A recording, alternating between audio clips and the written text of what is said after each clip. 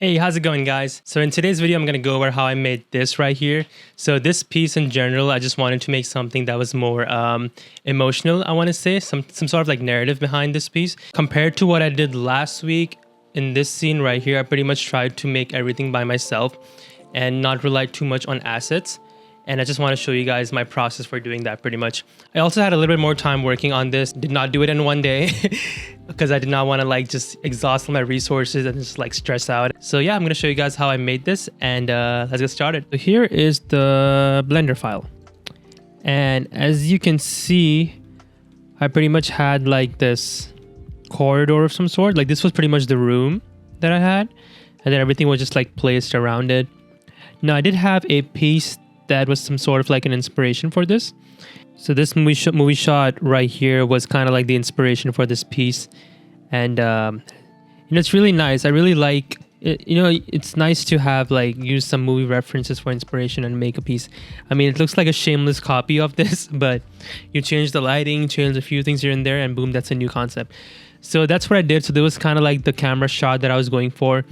I was looking at like, you know how like blurry it is in the middle, like in the towards the camera, and then like there's more sharp up here, the focal point is. So I'm looking at these little things up here. So initially I was going for this lighting setup, but then I ended up changing it a little bit. So I first started off with just using some simple cubes. Shift A, cube, scaled it down, stretched it. Just for like the wall, right? So pretty much you just move that wall up here and just like copy paste it, make the other side. I know you get the idea. Copy paste it one more time. Shift D. Actually, I should turn on my screencast. I always forget to turn on screencast. And so I would just like copy paste it, rotate it, scale it down. So yeah, you get the idea, kind of like that. And then the way I made the windows. So I was looking at the image right here for the window pretty much. So I pretty much just what I did, I made like one piece and then used an array modifier to kind of just like line them up. So this was what I made right here and it was pretty simple. Let's move this right here, tab. So essentially it's just a cube with a bunch of loop cuts, and wherever there was a glass, the window glass, like here, I like extruded that part inwards. So just to demonstrate that, so I'm gonna go to tab, edit mode, and we're gonna hit number 2 on edge. Okay, so we're gonna go up here, Control R, put one right here, Control R, put one right here. So pretty much just have a reference image, like use like either that or Google an image for a window, either use it from your shot that you're looking at and just try to like match it as close as possible. And then I can put one right here on the top, one at the bottom. So it's like very basic 3D modeling. Hit number 3, go to face. So let's just say these selected parts, this is where like the window is, and everything around this is the window frame. Extrude it inwards, boom, like that. Okay. So that's pretty much it, you know. This is just like done the exact same way. Just spent some more time making sure I get like those proper cuts. Like more, I spent a little bit more time than this, but the process was pretty much the same. And then you take this right here, go to modifier, array modifier,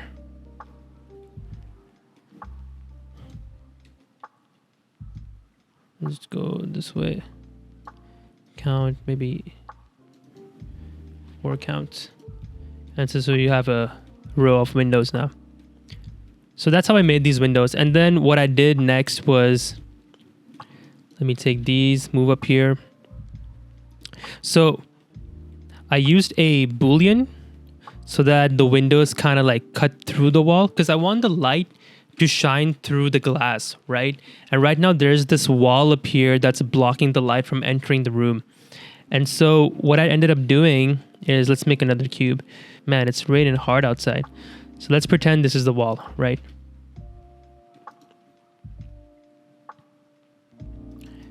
Okay.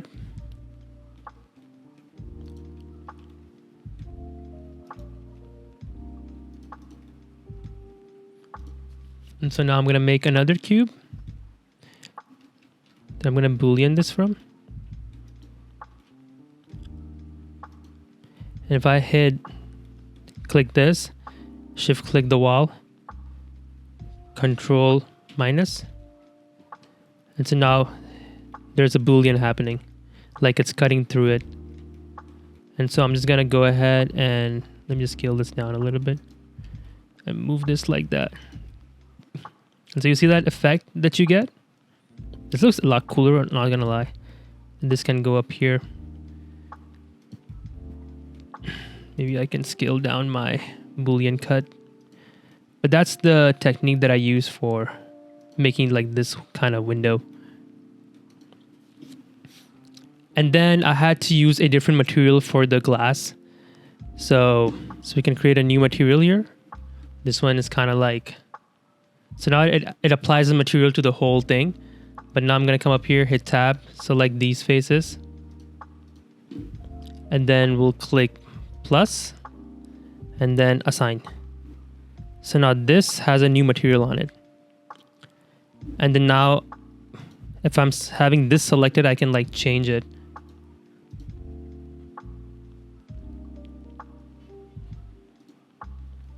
So I pretty much just had transmission turned up all the way. So transmission means, you know, it's gonna like be transparent. And then bring down the roughness also. It looks a lot better in, I want to say cycles, but that's how I made the windows pretty much. Let's look at this, this bed up here. This bed was pretty much, it's literally just a cube with just enough polygons and just beveled on the edges. And then this right here was made from a cube as well. Let's go Shift D. Let me kind of show you how I made this.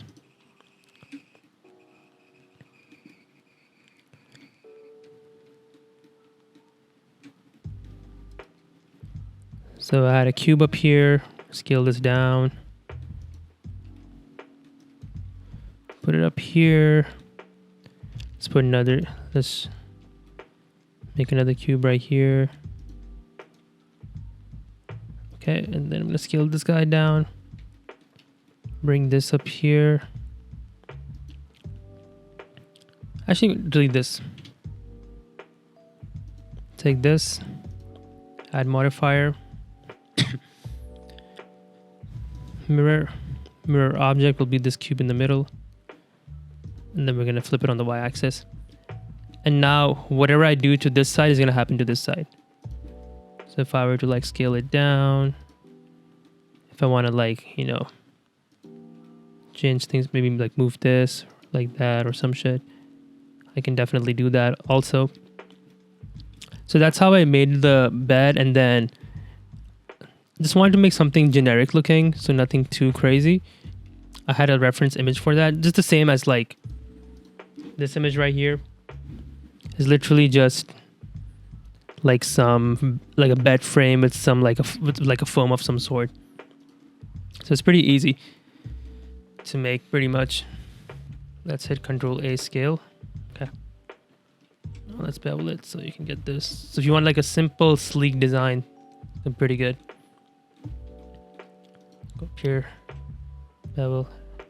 And then the middle mouse, I can like increase the subdivisions. Like that. Cool. And then this middle part right here, I just kept extruding and just kept making like weird stuff. And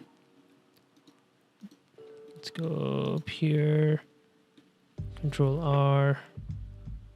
See, that the one issue with beveling is that sometimes you can't really add like edge loops anymore because it kind of messes up the geometry a little bit. So you kind of have to be careful with that. In this, when I was making this, I extruded, like, not extruded, I beveled it the very last minute. Looking at bevels here, but it's going to be tough getting bevels like on the top part, but it's fine. It's not a big deal. But we can always do is should go back page. I can always take this, duplicate that, scale it down, make something like this. I don't know.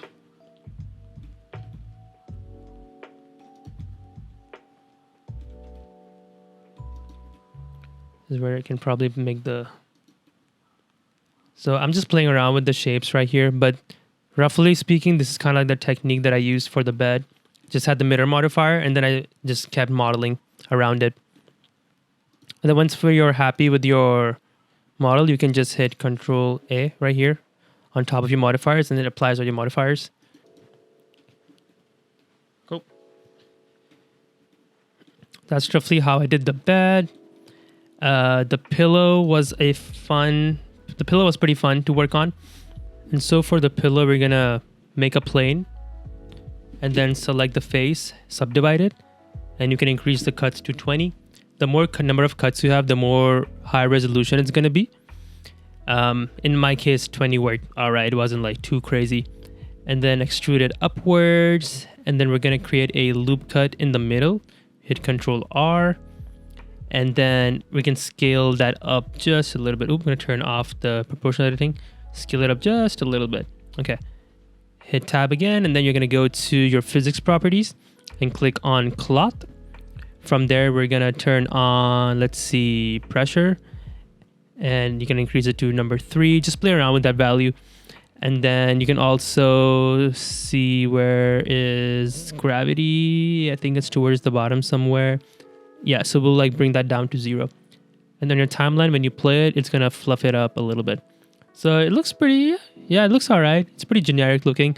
So that's how I pretty much made the pillow, and then you can shade smooth it. And that's it. And there are tons of videos out there on YouTube. Just watch through all of them, and just there's some where you can like really get some cool results, but then it requires more time into it. And if you don't like apply your visual geometry, and if you move it around, it's gonna like mess up the pillow. So make sure you hit Control A on your pillow selected and click visual geometry to mesh. That way, like now you can move the pillow around more freely. Okay, so the way I did curtains, this video was pretty helpful by this channel, Blender Box, Quick and Easy Curtains.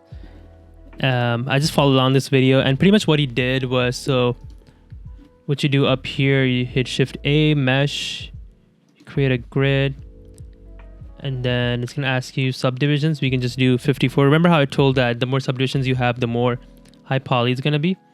So let's go up here, rotate it. Then we can go to tab mode, and then go to vertex, select this vertex, leave 2, and then select the next one. Then hit Control Shift number plat plus. That way it repeats that. Okay, then I'm gonna go to my object properties, create new vertex group, and click assign on it. All right. And then what we're gonna do is we'll hit Control H and we'll hit hook to new object. All right, so we'll hit tab now, and then we'll go to the physics properties right here. Click cloth on it. Oh, I gotta put my timeline back. Yeah, make sure your timeline is back to 0 because it's a simulation. And so if it's not on 0, it's gonna disappear, it's gonna fall down. We need to turn on self collisions. And then we'll go to shape, click that, go to pinned vertex. All right, so now when I have my timeline playing, hit spacebar, press S, I can like scale it down. As I'm scaling it down, it's like doing this thing to it. It looks pretty crappy right now, but once you right click on this and hit shade smooth, it looks, there you go. Looks pretty sick. So that's pretty much it. That's how I made the curtain up here. Here I got these characters from Mixamo, and I recently discovered that you can actually like adjust the pose of your character. Like I couldn't find this exact pose, so I ended up like changing this on my own. So if you have the spine selected, you can go to pose mode, and then you can actually like tweak the pose however you want, which I thought was pretty cool. And so now I feel like, and also like you're not like just stuck with the poses you get from Mixamo. You can like, you have a little bit of freedom to make your own. So it's really cool. I kind of did that, just pose my characters up here. And then I did download this chair and flowers. I remember I said earlier I did not download any assets, but I did ended up downloading them because they were like kind of in the back, you know. And oh, it's not lighting object mode, just to add some more interest. And I didn't feel like modeling though. So there was that. It looked pretty cool. I guess shout out to whoever made this on Sketchfab. Did this right here. This is from Sketchfab. And so that was pretty much the scene. Simple stuff. This right here was kind of like the liquid IV fluid, whatever. And then the lamp. This was literally just a cylinder, just kind of extruded outwards like that, and then like some cubes. And these wires up here, I made these using a Bezier curve. So the way that works is, I think I showed it in my previous video as well, the Neo Tokyo video. So Shift A, curve, Bezier curve, hit tab. I'm gonna go ahead and delete all this X vertices. Then I'll use this right here, just make whatever. And then if I go up here, I can click on geometry. You can extrude it a little bit. Not extrude, my bad, sorry. 0. It's right here under depth, under bevel. You can increase the depth, and that's how you can create like these nice little wires. And then you can kind of like rotate it, bring it up here, and you can always, and then you can also like tweak it more if you want. So for example, we'll go up here. If I hit tab again, I can like, and then go up here. I can like play around with my curves a little bit more if I want to. Like rotate this. You can scale this up or down. So you get the idea. So that was the process for this. Pretty simple stuff, pretty basic, super basic modeling. So that was kind of like the modeling part, I want to say. And the balloons right here was literally just a UV sphere that was shaped in the shape of a balloon. And the shader for this is I had transmission turned up all the way. And then the alpha was a little bit less. And everything else was pretty basic, I want to say. All right, so let's, and these blinds right here, I got these from the Archimish add-on. You need to enable this under preferences. Okay, no, that wasn't it. It was probably, maybe it was roller. I think it was roller curtains. Yeah, it was roller curtains. So these have a transparency texture built into them. So it's nice for like getting that plastic look, kind of like how it's up here. Okay. Okay, so let's move on to. Okay, so let's move on to lighting. So for lighting, so first of all, the camera that I had, my properties for the camera was, let me show that to you guys real quick. So pretty much everything was by default. I just turned down the focal length to 25mm. Usually for interior shots, I try to keep it between 20 and 25. And then passport out, whatever, is usually like in the middle, and I just turn it up all the way. That way I get like a nice black outline so that I can like see what's in my shot and not get like distracted from everything. The other thing that I did was I had depth of field turned on, and here you can just like choose which object you want the focus to be on. It blurs the surrounding objects a little bit, just a little bit. So that was that. And then I used this add-on. It's called Easy HDRI. It's a free add-on. It doesn't come with a lot of HDRIs, but it kind of like creates this structure where you can like load up a folder which has all your HDRIs, and you can quickly just like select through them. So let's go ahead and render this. So right here, hit the render. And I also had a wall up here that was blocking the light from coming in. It was hidden, so I'm gonna hit Alt-H on my keyboard. So okay. So yeah, you can play around with different lighting setups, and you can, if you move the Z, you're kind of like rotating the HDRI, and so you can get like different results. Look at that. And so that's what I did for lighting. I just had like, I used different HDRIs, and I just kept the ones that I liked. There was this one right here. This one right here was pretty cool. So this is more like, then this one was pretty cool too. Really like this one. I think I ended up using this in my final. So yeah, so you can just play around with this, see which one you like, which one you don't like. And I think you can also like change the background display either from original to like a solid color or to like a blurred color. And I think you also have to like, so by default, the sun strength is 0. So I would bring that to 1. That way it works. And so that's what I did. I played around with the different lighting setups that I like. And so I ended up going with 4 different lighting setups. Let me pull that up real quick. So these 4 right here were kind of like my 4 setups. There was one where it was overcast lighting. This one we had a little bit of, sun coming through the window, hitting the patient. And then here it was kind of like, okay, maybe it's like a night scene with just little gloomy lights coming from the lamps and the thing up here. And this was more like a sunset kind of scene. So yeah, so that's what I did for my lighting. And let's look at my render properties when I render these out. So I bring down my noise threshold to 0.01. Max samples, I bring it down to 200. And then, so fast GI approximation, you can turn this on as well. But what it does, I'm not exactly sure what the function of this fast GI is. But when I render exterior shots, sometimes I get like really fast renders without it affecting my environment. But in this case, it was like doing something weird, so I didn't turn it on. But you can definitely turn that on in your scenes and, make it go a little faster. Let's see. And then the next thing, use spatial splits and persistent data. And so that should make your renders go like pretty fast. So after I was done, building everything, modeling, texturing, and lighting, I was really confused. I was like, okay, I don't know which lighting setup I should go with because I had 4 different lighting setups right up here. And all 4 of them looked really good to me. And it was really hard coming up with a decision. And so what I did was that I posted on my Instagram story and I asked my followers that, hey, which one do you guys like the best?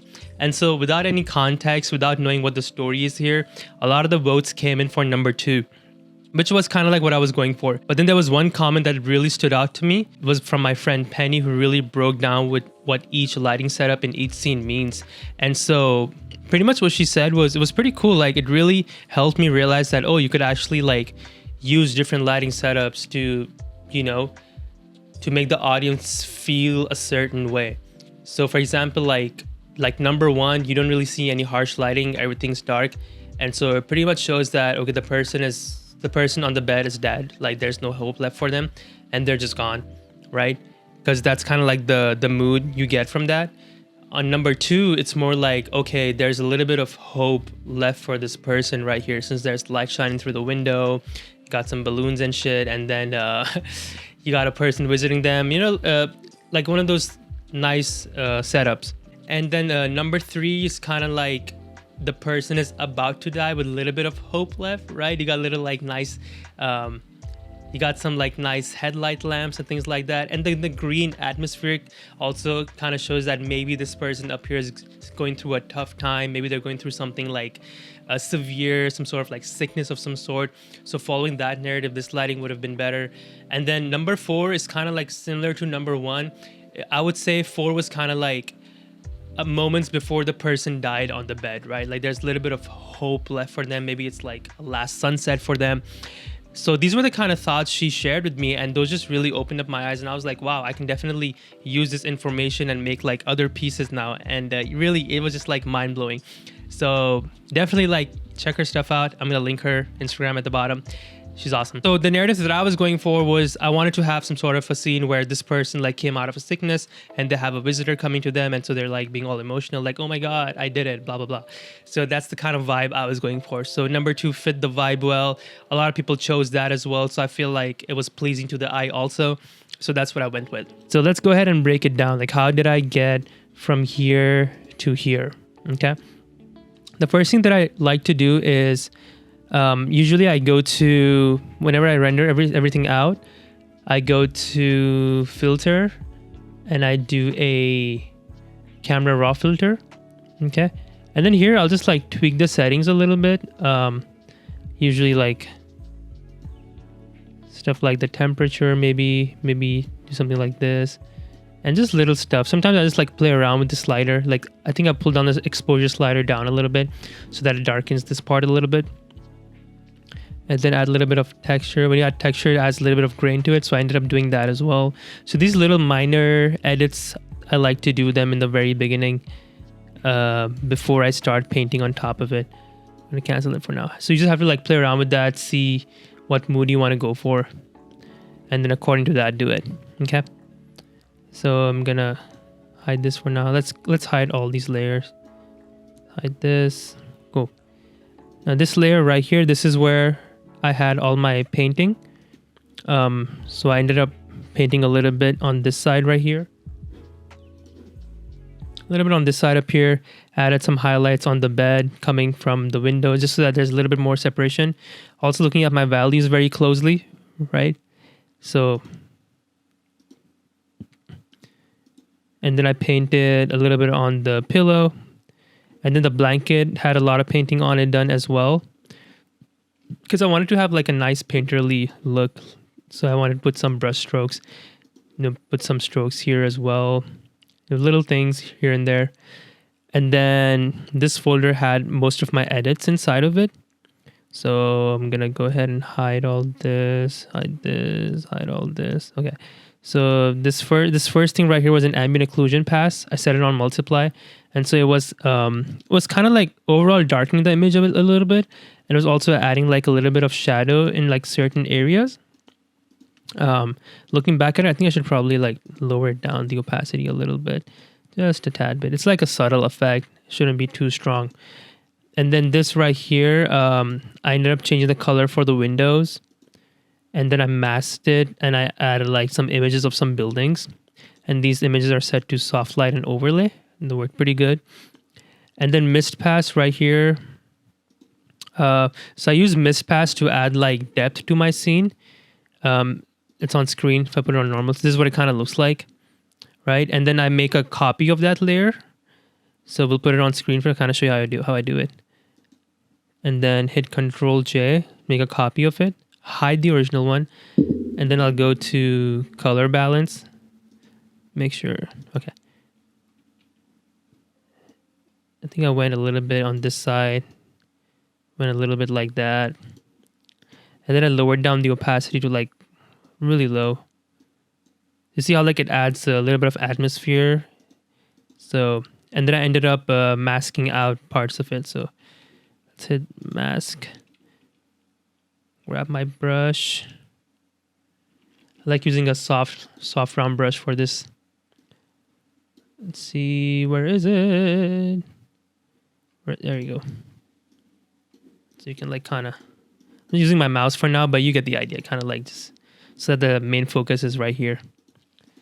So that's what it was doing. I would say spend more time like blending them out a little bit, but that's a technique. So this is what I had. So I had like a very subtle one coming from the top right here. Okay. This was the diffuse render pass that I used to make selections of the window. So if you just press W on your keyboard, you can like select it. And then you can just come here, hold on Shift, keep selecting them. You can also, if you do right click and do similar, it selects, that works too. But then I had a lot of like similar colors. So I didn't end up doing that. So I just went and like selected it this way. Control D, deselect that. Okay. Let's go ahead and hide it. And then this right here for the windows, for the little curtains, they weren't really showing through very strongly. And I feel like there was like a lot of light coming here. And I wanted to like restrict this area a little bit. So I ended up like just making like a flat plane and just painting some shadow up here and up here so that our eye just kind of just comes back up here. So it was like at 100 initially like that. And then I just lowered down the opacity just enough for it to be like seen through. Something like that, maybe. And I like having a navigator here that way I can like see my thumbnail. If it reads well here, it means like the whole piece is going good. The layer on top of it. So this layer had some more painting. I feel like I was kind of all over the place with this piece. Sometimes I just like keep adding on layers and I just keep painting them. But generally I try to like organize them a little bit more. Then I had this layer. This one right here was a multiply layer. So I just wanted to add some shadow like on the side of this cabinet and some on top right there. Just kind of focusing like the eye to be here more. And then this here, I ended up painting a little bit more on the blanket. Just to like make it not look 3D, if that makes sense. Getting rid of the 3D-ness. And then here I painted like hair for our main character up here. Just little scribbles. I feel like having it messy looking kind of like adds to the story as well, because you're in a hospital, you're tired. And then this right here was a soft light layer. Kind of like just pumped this up a little bit. And you know what? I feel like, let's see what happens. Let me add a color dot, see what that looks like. Because I can't believe I didn't try that, you know? It would have been so cool. Maybe if I choose like a yellowish or orange, see what that looks like. And if I'm just gonna sparingly use it, maybe some like on the blanket or something. Like, oh my god, that's too strong. Maybe like on 30% opacity. Just like a little bit. I don't know. Something to play around with also.